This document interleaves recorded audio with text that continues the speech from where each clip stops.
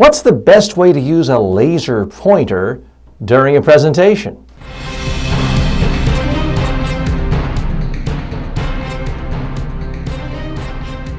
Speaking, the show about effective speaking in public, to the media, at work, and in life. Speaking with TJ Walker.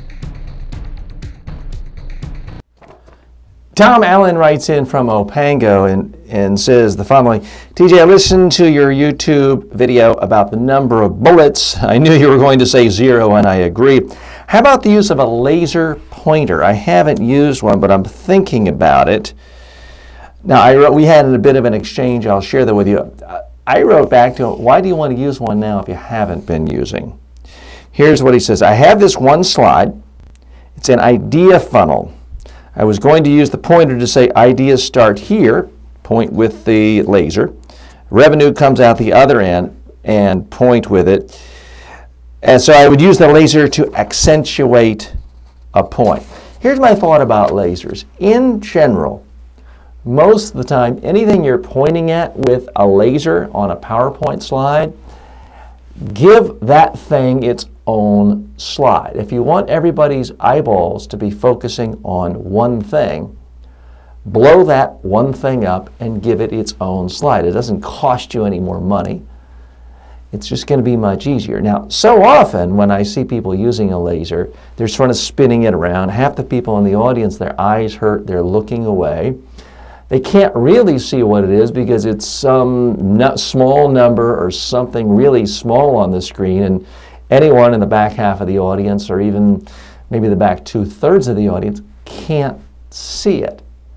So it's really kind of a lazy way of doing things that isn't productive. Now, there are some exceptions.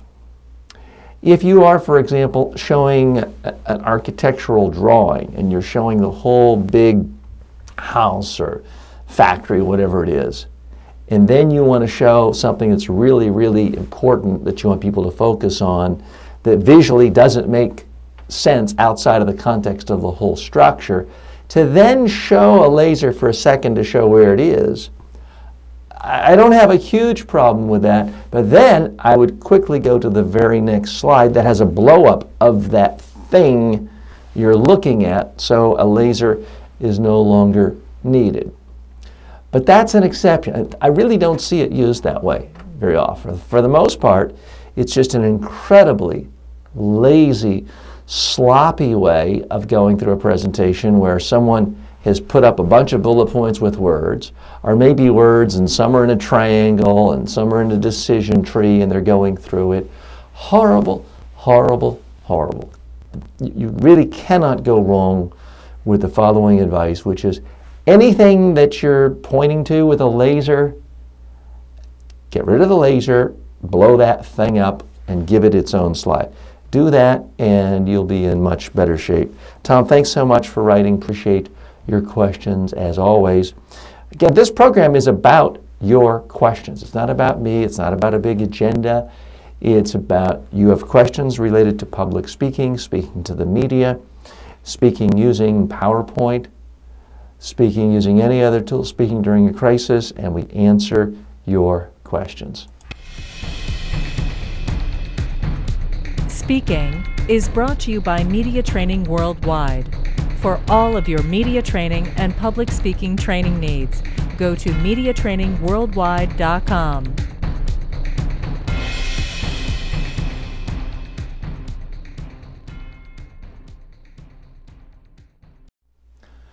From time to time, I like to put a spotlight on both good ideas, good information from other sources around the web, also bad ideas to help you avoid it. Fortunately, the folks at Fast Company have done this for me in the last month. I want to point out a particular article. This is from Annette Grant, and she puts out a story on Fast Company. Check out their website, fastcompany.com. She puts out an article on 6 myths on public speaking that really need to vanish, and some great insights here I want to share with you. One of them, myth number 5, is this idea that you should take a deep breath before you start to speak, ostensibly to calm you down.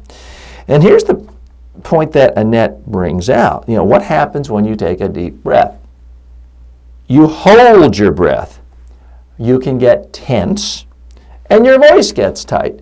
I have to confess, I never really thought about it that way, but she brings up an excellent point. So forget with the deep breath. Breathe normally. Now, it's certainly possible that if you're nervous, you're breathing extra quickly. So you may have to breathe a little deeper than you feel like at the moment just to get you back to a normal breath pattern. But the idea of big gasp, holding it, can make for a very awkward start. So forget the bad advice about the deep breath. The other piece of advice, which I have to confess I'd not really thought about that much in the past, is this idea that buy a big new fancy outfit before your big presentation. You'll feel more comfortable, you'll feel much more confident knowing you have that perfect Chanel or Brioni suit. And Annette Grant points out that this is actually horrible advice, because what if you've never worn this outfit before? It might be too tight, it might be too loose. As she points out, you wouldn't wear brand new boots that you've never worn before on some big hike. Instead, wear clothes where you are comfortable, and I might point out that don't distract from your audience and that are consistent with your image. Because if you're wearing new clothes, they could rub you the wrong way. It could distract. I'm thinking, you know, because I'm a man, I'm thinking, well, if you're wearing a new suit, and what if it's not tailored properly and the button is too tight? That could be awkward. And then you're thinking the whole time, uh-oh, my button's too tight. It's going to make me look fat. And what if it pops off in the middle of the speech and pops into somebody's eye? You don't want to have to think about stuff like that. I would go a step further. When you're giving a presentation, that is the last worst time to ever try something new. Now, I'm not suggesting you phone it in and just do the same old, same old. What I am saying is when you are in front of the audience, that's the time to give your audience the best you have, that you have already vetted, that you've edited, that you've reviewed, you've critiqued. So this applies to not only your clothes, but your remote control clicker. There's nothing worse than having someone get up and their first thing is, oh, let's see, how does this remote work? It's not like the one I have back at the home office. And does anyone know how this thing works? Don't try anything new. Don't try new technology for the first time in front of people. Practice in advance when there's nobody around. If you're wearing a brand new outfit and it's somehow something a little different out of the norm, then try it on for size and literally give your speech in the venue and videotape it and look at it. Now, typically my suits are tailored by the same tailor. I know how it's going to fit, and it's not something I have to think about as much. But if you're wearing something that is a completely different style and you're not completely sure. Also, and this does apply more to women, I don't mean to be sexist here, but it is simply a reality that women are given more options for shoes, trickier options. I've never walked in high heels, but it cannot be as easy as walking in men's flat shoes. So certainly if you have brand new shoes, I would be extraordinarily careful about ever giving a speech in that. Yes, you want to look your best, but I can tell you, no business person ever gave a great speech and sold a contract or got a deal because the audience was thinking great shoes.